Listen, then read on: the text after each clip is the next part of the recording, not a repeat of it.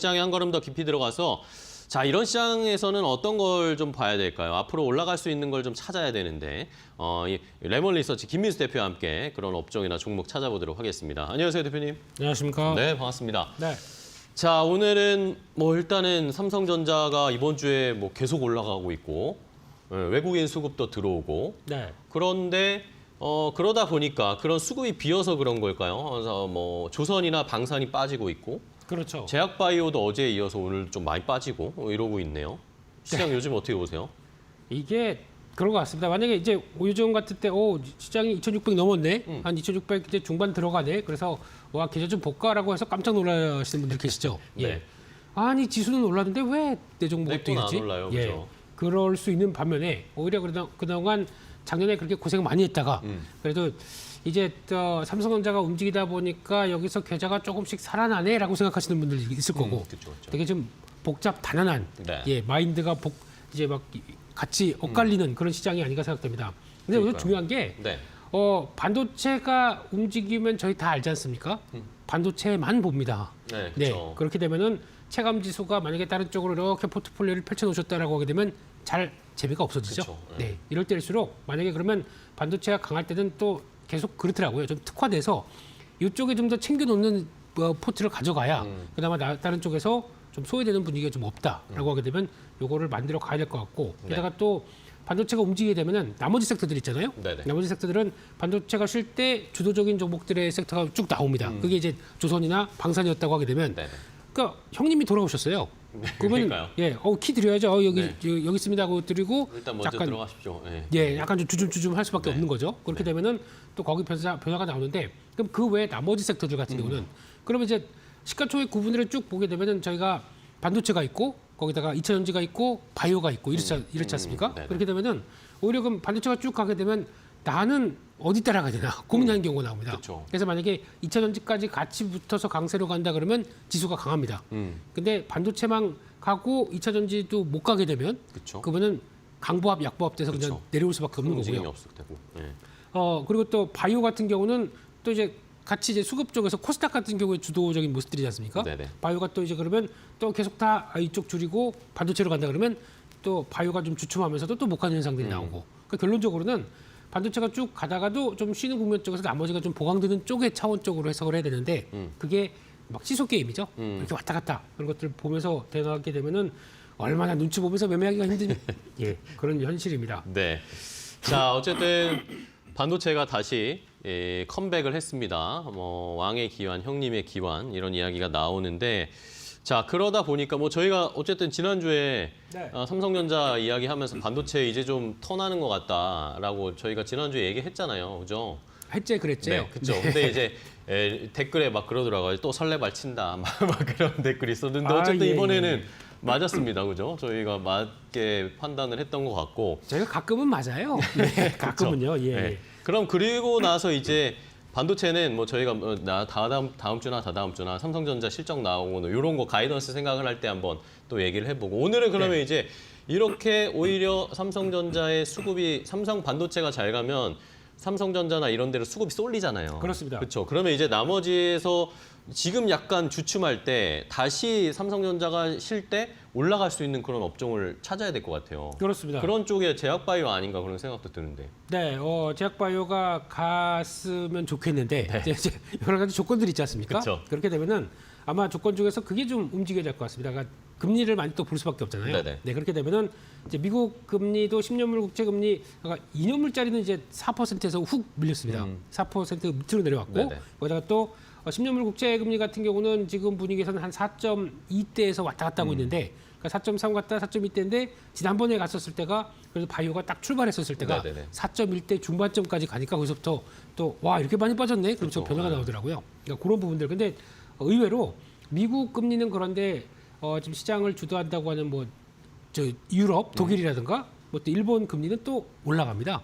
그러니까 그렇네요. 약간 그런 걸 감안하다 보니까 미국 금리도 눈치 보면서 내가 이렇게 쉽게 빠지면 안 되지라는 현상들이 나오다 보니까 그런 흐름들이 나오는데 이런 분위기를 봤었을 때 지금 독일이나 일본 같은 경우는 경제가 괜찮아서 네네. 나쁘지 않다 보니까 거기다 또 돈 풀기 한다 보니까 경제가 앞으로 좋아질 거다라고 하는 금리의 변화가 나오기 때문에 이런 것들 다 복합적으로 보면서 금리가 좀 하락하는 기조가 좀 꾸준히 나와야 바이오가 좀 힘낼 수 있다. 네네. 이쪽으로 봐야 될 것 같습니다. 네. 자, 어쨌든 뭐 금리의 영향, 금리의 추이는 계속 지켜봐야 되겠고, 그러면 어쨌든 우리나라에서 제약바이오 종목들은 네. 개별 이슈나 개별 모멘텀들, 뭐 기술 수출이나 뭐 이런 이슈가 있는 종목들 위주로 결국에는 저희가 봐야 될 것 같아요. 그렇죠? 뭐 최근에 뭐 가장 많은 관심을 받고 있는 게 알테오젠 HLB인데 그렇습니다. 그렇죠. 네. 알테오젠은 오늘 좀 어제도 조정 많이 나왔는데 오늘도 좀 조정이 나오네요. 뭐 좋은 이야기 아스트라제네카, 머크 다음에 아스트라제네카랑도 뭐 기술 수출 뚫었는데 네. 앞으로 어떻게 될까요? 이게 제일 그런 것 같아요. 네. 저희 이제 바이오주를 매매할 때 보게 되면은, 그러니까 좋은 얘기 막 나오고 흐름들이 나올 때는 주가 당연히 반응을 하겠죠. 네네. 반응하다가 또 바이오주의 특성답게 이걸 추세를 유지하는 것보다 차익 매물 나오고 그거 받고 또 움직이고 이런 모습들이 가장 크다 보니까 그런 쪽에서 알테오젠의 최근의 조정을 봐야 될 것 같고요. 네네. 그렇다고 회사가 뭐 문제가 있거나 안 좋은 건 아닌데 그렇죠. 수급이나 뭐 차익 매물이 나오다 보니까 이런 현상이 나온다라고 봐야 될 것 같은데, 거기서 이제 제일 중요한 거는 제가 알테오젠 하게 되면 머크랑 한 몸으로 알고 있었습니다.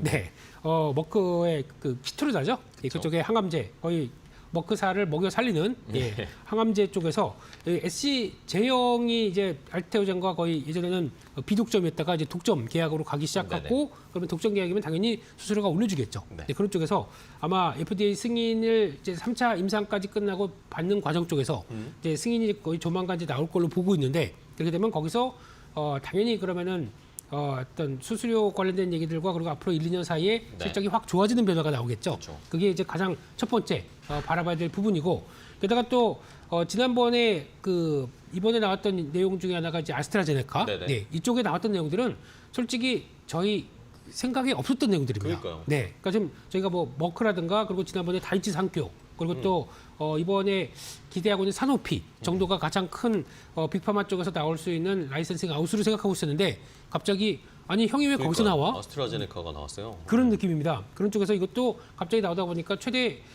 SC 제형으로 들어가는, 그러니까 항암제에 들어가는 SC 제형과 함께 들어오게 되면 최대 2조 원 정도 라이센싱 아웃을 했죠. 그래서 네. 계약금만 받은 게 4,500달러, 4,500만 달러. 네, 이렇게 되면은 이거는 없던 거에 플러스 알파가 되다 보니까 와, 더 좋은 걸로 그러게요. 해석을 할 수밖에 없는 상황들이죠. 그래서 지금 뭐 3대 나왔던 이제 기대했던 것들이 거의 다 이제 완료되고 플러스 알파가 나오는 과정들이다 보니까 시장에서 분위기는 나쁘지 않다. 그런 쪽으로 봐야 될 것 같고, 이게 뭐 기업의 펀더멘탈과 상관없는 조정인 것 같아요. 일단은요, 네. 지금요. 근데 주가는 딱 보니까 작년에도 전고점이 45만 9천 원, 46만 원, 뭐 네. 이 정도에 딱 이번에도 딱 거기 맞고 떨어지네요. 그렇더라고요. 네. 그리고 이번에도 혹시나 그 주봉 보게 되면은 이제 거기를 이제 좀 열나 싶어가지고 기대를 살짝 했더니 그러니까요. 요런 게 거기 설레발, 맞고 딱 떨어지더라고요. 예, 설레발 치지 마. 뭐 이러면서 일단은 또 경계 배열이 쭉 나오기 시작하는데, 근데 거기다 이제 지금 나오는 부분들 보게 되면은 약간 프로그램 매도가 좀 강하기 때문에 이게 실질적인 변화는 좀 아닌가라고 생각이 들어도 내려오는 거 보면 기분이 나쁘죠. 그쵸. 네, 그러면 그렇다고 하더라도 지금 가격대 40만 원대 초반은 지난번에 또 어렵게 올라왔다가 또 저항받고 나왔던 그쵸. 흐름이기 때문에 또 그렇게 쉽게 밀릴 자는 또 아니라고 생각됩니다. 네, 거기다가 이제 추가적으로 아까 말씀드렸던 기대하고 있었던 게 이제 사노피 쪽입니다. 그쵸. 예, 사노피 쪽에서 그거 나오는 거 기다리면은 좀 예, 그것까지 하게 되면 또 다음 변화를 이끌어갈 모멘텀으로 나오지 않을까 싶은데, 그게 다발성 골수종 치료제죠. 네네. 이쪽에서 SC 제형과 같이 맞추는 것들 나오게 되면은 그때는 또 반전이 나오지 않을까 싶긴 한데, 예, 좀 얌전히 갔으면 좋겠는데 그렇습니다. 네, 뭐 제약바이오가 어쨌든 워낙 다이나믹하니까 그죠. 네. 알테오젠은 뭐 앞으로 사노피 요 이슈를 좀 저희가 계속 체크업을 해야 될 것 같고. 네. 자, 이번 HLB가 이제 또 중요합니다. HLB가 예. 지금 뭐 저희가 알기로는 이번 주에 이 간암 신약 FDA 승인 나오는 거 아닌가요? 오늘입니다. 오늘이죠. 네, 그냥. 데드라인이 오늘입니다. 오늘이나 내일 넘어가는 네, 아마 그 그- 시간대에 나올 것 같은데. 그렇습니다. 그리고 아침에 보니까 HLB 그 회사 측에서 네네. 이제 조만간 FDA, 그러니까 뭐 빠르게 받게 되면은 유튜브 동영상으로 올린다고 그랬습니다. 아, 바로 업로드한대요. 예. 그렇기 때문에 그거 관련해서 지금 다들 홈페이지 새로 고침만 하고 계실 거예요. 그쵸. 예. 그런 쪽에서 봤었을 때 일단 참 등락이 무지 심했었죠. 그쵸. 예. 이쪽과 관련된 쪽에서 이 리보세라닙 관련된 쪽들의 변화를 가지고 지금 시장에서는 이제 그 전에도 뭐 한번 항서제약과 관련된 쪽에서 뭐 시설 문제가 있다 보니까 거기서 FDA에서 좀 승인이 뭐 기술적 문제다라고 하면서 좀 지연됐을 때 거의 고점에서 50% 빠졌습니다. 그렇죠. 네, 그러다가 다시 회복해서 다시 이번에는 다시 심사받고 뭐, 이제 되겠지라고 하는 딱 요 단계란 쪽이다 보니까 시장에서 변화는 참 이게 어떻게 될지 또 모르는데 이제 주가는 미리 좀 밀려 있습니다. 지금 상대적으로. 그러니까 어제 네. 많이 밀렸어요. 네, 그리고 밀려 있고 게다가 또 뭐 루머는 뭐 또 뭐 이런저런 얘기도 많고 하다 보니까 여기서 지금 갖고 계신 분들이 또 어떤 마음일지는 좀 참 되게 간당간당한 마음이 아닐까 생각되고 있는데 네. 그런 쪽에서 일단 다 나올 수 있는 부분 쪽에서 그러면 이 나오고 있는 이제 간암 치료제 그러니까 시장에 비해서 그러니까 시장이 이제 미국 시장이나 아니면 또 글로벌 시장에 비해서 얼만큼 성과를 낼 수 있을 것이냐라고 봤었을 때 그게 지금 어떻게 보면은 리보세라닙이 표적 항암제고 네. 거기다가 이제 캄렐리주맙 발음도 안 돼요 이거 한번 해보세요. 캄렐리 주맙. 잘하시네요. 네. 네.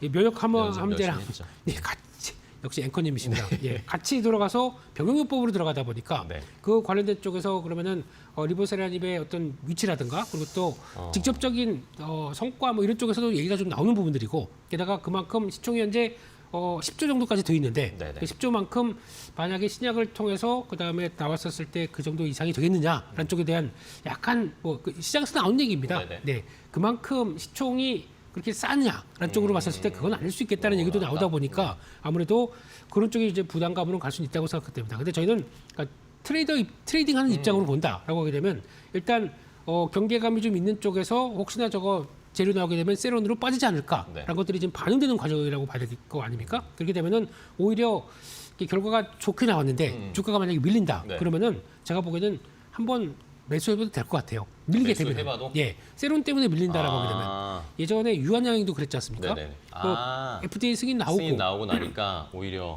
그 다음에 오히려 좀 밀렸다가 그 달은 밀렸다가 그 다음 날부터 돌아가서 쭉 그날부터 계속 올라갔죠. 예, 올라가는 변화를 보게 그런 되면 패턴이 나올 거다. 예, 차라리 가장 중요한 거는 FDA 승인을 받는다. 받아야 된다는 예. 전제죠. 그런데 오히려 세론으로 주가 쫙 밀려버렸다. 그러면 그때는 저점에서도 한번 해볼 필요는 있겠다라는 쪽들로 바라봐야 될 것 같고. 근데 이게 안 좋은 케이스는 얘기 안 드릴게요. 안 좋은 케이스에 가게 되면은 네. 주가의 타격이 안 좀 좋은 뭐 비보가 들려오면 바로 정리하셔야겠죠. 그래야 되지 않을까 그렇죠. 싶어서 예, 그런 좀 변동이 좀 클 거에 대한 대비들은 좀 그러니까요. 하셔야 될 것 같습니다. 이거는 어쨌든 뭐 HLB는 한번 경험해 보셨으니까 그렇죠. 네. 작년에 그런 안 좋은 소식이 나왔을 때 주가 빠지는 거 보셨잖아요. 그래서 안 좋은 이야기가 나왔을 때는 빠르게 자르는 게 일단은 중요하고 좋은 네. 이야기가 나왔을 때는 오히려 약간 유한양행 패턴처럼 나오지 않을까. 네. 약간 이 차익 실현하는 물량 나왔을 때 그때 좀 오히려 들어가는 것도 하나의 방법이다. 좋습니다. 네. 자, 그럼 말씀 나온 김에 유한양행은 어떻습니까? 유한양행 요즘 뭐 주가는 일단은 좀 박스권에 갇혀 있긴 한데, 그렇죠? 네, 오늘은 또 많이 올라가네요, 갑자기. 네, 좀 억울했었죠 최근에. 네. 뭐가 요즘 유한양행 관련된 좋은 얘기가 많이 나오는데 왜 안 올라? 그쵸, 라고 네. 하던 게 이제 오늘 관심을 못 받는데. 오늘 처음으로 좀 움직이는 것 같습니다. 네네네. 그래서 힘냈으면 좋겠는데요. 유한양행이라도 힘내줘야 나머지 제약바이오가 힘을 같이 그쵸, 낼 거 아닙니까? 네, 그렇게 봤을 때 일단 최근에 나왔던 얘기 뭐 작년에도 이어졌던 얘기 네. 특히 항암제 랭라자 그리고 또 리브리반트 병용요법이 FDA 승인이 나오다 보니까 거기서 이제 아스트라제네카의 또 타그리소라고 있죠. 네네. 그쪽과 이제 경쟁을 하는 쪽에서 연간 50억 달러 매출을 받았고 그럼 그거를 같이 들어가게 된다 그러면 그거를 좀 시장을 좀 양분하는 쪽으로 나왔을 때 그럼 과연 유한양행이 어떤 식으로 변할 것인가라는 청사진이 되게 많이 나왔었던 거 아닙니까? 그런 쪽에서 불구하고 주가는 좀 주춤했던 네, 모습들이었는데 근데 그 사이에 어떤 일이 있었냐면은 그러면 영국이라든가 유럽 쪽에서 승인을 받았고 또 최근에 일본도 승인 받고 그러면서 점점 영역을 확대해 나가기 시작합니다. 네네. 그렇게 되면은 당연히 이와 관련된 쪽에서는 이제 성과를 나오겠다고 바라보는데 그게 좀 뒤늦게 나오는 경향이라고 봐야 되겠죠. 그렇기 때문에 이걸 가지고 또 직전 고점대를 상향 돌파할 것이냐 이건 또 아직은 모른다고 하더라도 네네. 여전히 재료가 좋은 종목들이라고 생각하게 되면 일단 눌림 목대는 계속 공략을 할 필요가 있겠다고 봐야 되겠죠. 그런 차원이라고 하게 되면 일단 지금 이번에 갔다가 또 실패한다고 하더라도 네. 여전히 기대해야 되는 흐름들은 남아있기 때문에 계속 박스권 상하단이라도 계속 하단이라도 공략을 하는 게 좋겠다. 그렇게 봐야 될 것 같습니다.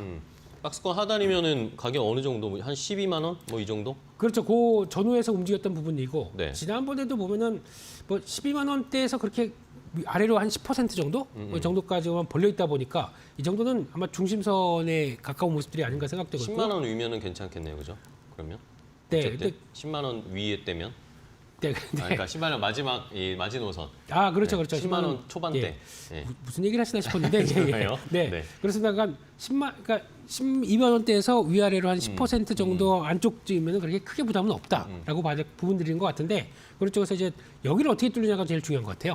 지금 그쵸. 자리 그러니까 한 14만 원대 14만 부분 원. 예 그러면은 그것 들으면 이제 다음 여기까지는 또 벌려지지 있지 않을까라는 쪽들인데 그러니까 점점 더 승인을 받고 영역을 확장시킨다는 관점으로 보게 되면 네. 가야 되는 게 맞지 않을까 싶습니다. 그렇죠. 좋은 이야기는 너무 많고 실적 이제 뭐 실적 해외 쪽에서 받는 거 다 실적으로 반영되잖아요. 이제 네. 올해부터 막 반영될 텐데 그러면은 지금 뭐 시장의 분위기가 제약바이오 금리나 아까 말씀해 주신 것 때문에 제약바이오에 큰 관심이 없어서 그렇지 요게 약간만 풀리면은 제약바이오 쪽에 처음으로 탑픽으로 봐야 될 거는 유한양일 것 같기도 합니다. 그렇게도 볼 수가 있겠죠. 네네. 지금 이제 먼저 잘 견뎠기 때문에. 네네, 그렇죠. 네. 자, 그러면 이번에는 셀트리온 삼바 이야기도 좀 해보도록 할 텐데 셀트리온은 뭐 참 주가 안 가요. 셀트리온도 참 답답한데 여러 네. 가지 뭐 셀트리온도 사실 뭐 지금 뭐 FDA 승인 이야기 뭐 여러 가지 나오고 수주 이야기도 나오고 뭐 최근에 이번 주에는 그것도 했잖아요. 밸류업 뭐 계획도 공시하고 이랬는데도 뭐 주가는 전혀 반응이 없네요. 네, 셀트리온은 뭐 발라놨나 봐요. 잘 안 갑니다. 네. 네. 그래서 기업 내용들이나 뭐 주주 환원책 여러 가지로 보게 되면 다 꺼내고 있는데 예, 메리트가 있는데 왜 이렇게 묵직한가라고 봤었을 때 딱히 뭐 해답을 낼 수는 없는 상황들인데 그다음 뭐 다른 거 없습니다. 그러면은 그만큼의 네. 어떤 성과를 보여주는 거를 또 확인하는 수밖에 없겠다고 봐야 되겠죠. 예, 그런 쪽으로 봤을 때 일단 지금 또 보니까 셀트리온이 셀트리온 바이오 솔루션스라는 네네. 회사를 또 설립을 했습니다. 아, 그렇죠. 예, 그러니까 즉 약간 삼바랑 비슷하게 그러니까 CDMO를 이제 본격적으로 하려나 봐요. 그렇죠. 그러니까 바이오 시밀러 그리고 CDMO 이런 쪽으로 간다 그러면 거의 삼바의 비슷한 모습으로 가는 그러니까요. 거죠. 또 공장도 송도에 있어요. 맞아요. 네, 그렇게 되면 송도에 있죠. 예, 송도 왕국을 이제 바이오들이 이제 건설하고 있는 이런 상황들인 걸로 보여주고 있는데 그런 쪽에서 봤을 때 이제 2027년 그러니까 이제 막 공장 짓고 거기다가 사업 설립하고 이제 확대되기 시작하게 되면 앞으로 2년 뒤에 가게 되면 첫 한 1,000억대 매출 나올 것이다라고 바라보고 있고 거기다가 한 4년 뒤인 2031년 가게 되면은 매출 한 3조 원대를 목표로 하고 있습니다. 어. 한 30배가 커지는 거네요. 네, 그렇게 되는 거를 기대를 하고 있는데 이런 청사진에 맞게 변화가 나오기 시작하게 되면 셀트리온에도 당연히 밸류가 붙을 수밖에 없겠죠. 이런 것도 좀 봐야 될 것 같고 게다가 또 CDMO가 좀 특이하게 세포 치료제, 유전자 치료제 쪽으로 좀 특화할 것이다라고 하다 보니까 이쪽은 앞으로 새로운 차세대 기술이지 않습니까? 그러면 약간 단가도 더 비쌀 수가 있기 때문에 기대감은 높은 건 사실이라고 봐야 될 것 같습니다. 어쨌든 실적 개선에 훨씬 더 CDMO가 붙으면 더 가속화될 수가 있겠네요. 그렇습니다. 실적 개선에는. 네. 좋습니다. 근데 그거는요. 그 최근에 밸류업 발표했는 거 주주 환원책은 어떻게 보셨어요? 매력이 있다고 보세요?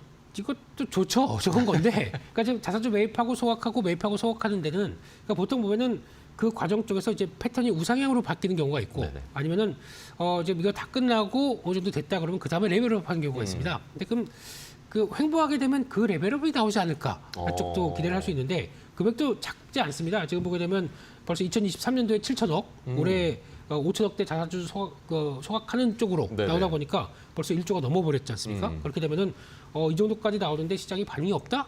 그러면 좀 더해. 그래서 배당도 비과세 배당을 좀 내놓기 시작하고요. 게다가 또 3년간 연결 순이익 대비해서 평균 수익에 대해선 주주 환율 40%까지 얘기한다고 하게 되면 잘 하고 있거든요. 그러니까요. 네. 그러니까 괜찮은데. 네. 예측하는데 막상 내가 사면 안 갑니다. 네. 이런 모습들이다 보니까 그런 쪽에서 일단은 이런 레벨업 되는 과정들을 네. 좀 행보가 길어진다고 하더라도 지켜볼 필요는 있지 않나 생각하고 있습니다. 그러니까 어쨌든 뭐 좋은 뭐 소식이나 CDMO 진출이나 주주 환원책 이런 걸로 좀 꾹꾹 쌓고는 있는데 네. 이게 언제 뭔가 하나 트리거가 되면서 주가가 튀어오를지 그 타이밍을 저희가 잘 봐야 될 것 같아요. 네. 자, 그럼 삼바 이야기도 해보겠습니다. 삼바는 뭐 지금 뭐 가격도 일단은 100만 원 안착했고 네. 올해 실적도 뭐 5조 넘길 거다 뭐 이런 이야기 나오고 있고 저도 오늘 봤는데 그거 보셨어요? 노무라에서 네. 삼성바이오 목표가 140만 원 제시했습니다. 네, 140이면 지난번보다 한 20% 더 올라가는 네네. 네, 얘기로 바라보는 것 같은데 좋죠. 좋은데 또 이것도 막상 안 가요. 예. 100만 원대에서 거의 뭐 발라놓은 모습들처럼. 네. 예, 그래서 아마 이쪽에 대한 얘기가 아까도 잠깐 말씀드렸지만은 CDMO 관련된 쪽에서 그러니까 지금 한때는 스토리가 그랬었죠. 미국이 이제 중국을 압박하게 되면 네. 그에 따른 이제 여러 가지 변화가 인도나 한국 같은 쪽에서 먼저 수혜를 받을 것이다. 라는 쪽들인데 이게 또 우시바이오를 비롯해서 중국에서 열심히 로비를 하다 보니까 이쪽이 이렇게 또 연기되고 아직 직접적인 제재가 안 가는 쪽으로 나오다 보면 네. 모멘텀이 살짝 잃어버리는 꼴이죠. 네, 그런 쪽에서 그래도 결국에는 미국이 계속 중국 때리기는 나올 것이기 때문에 그런 이제 확장세가 나오게 되면 계속 수혜는 받을 것이다라고 보고 있고 그런 가운데 삼성바이오가 또 증설해놨죠.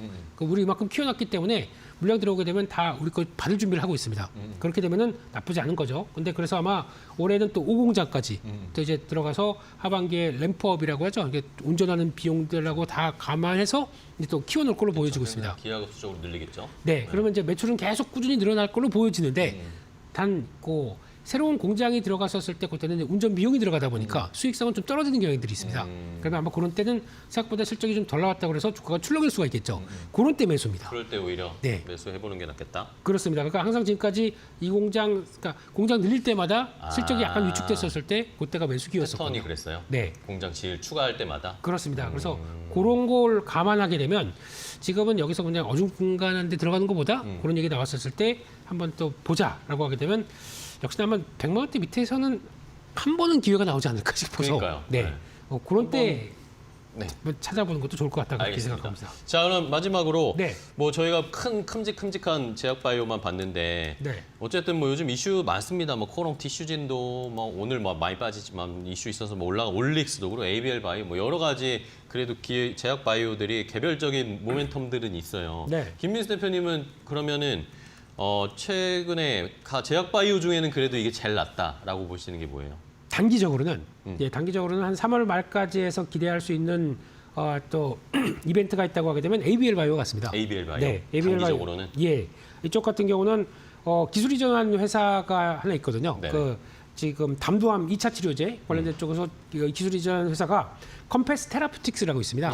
이 회사가 이제 임상 이상을 발표를 3월 말에 할 걸로 보여지고 있는데 그렇게 담도암. 되면 담도암이요? 담도암 치료제. 네. 그렇게 되면은 거기서 성과가 괜찮다라고 하게 되면 그걸 가지고 라이센싱 아웃도 그 발생 마일스톤이 좀 확정이 되는 모습들이죠. 그렇게 되기 시작하게 되면 기대감이 높아질 수가 있기 때문에 이런 부분들은 하나의 또 주가의 동력으로 차지하는 경향들이 있었고 그렇기 때문에 지금 최근에도 주가가 약간 꿀럭꿀럭하고 움직이고 있어요. 네네네. 네, 이런 과정들을 조금 더 노려보자라고 봐야 될 것 같고. 단기적으로는 ABL 바이오고. 네, 실적과 관련된 쪽으로 좀 조금 길게 보신다라고 하게 되면 중장기로는요. 예, SK 바이오팜이 낫지 않을까 SK 싶습니다. 바이오팜. 네.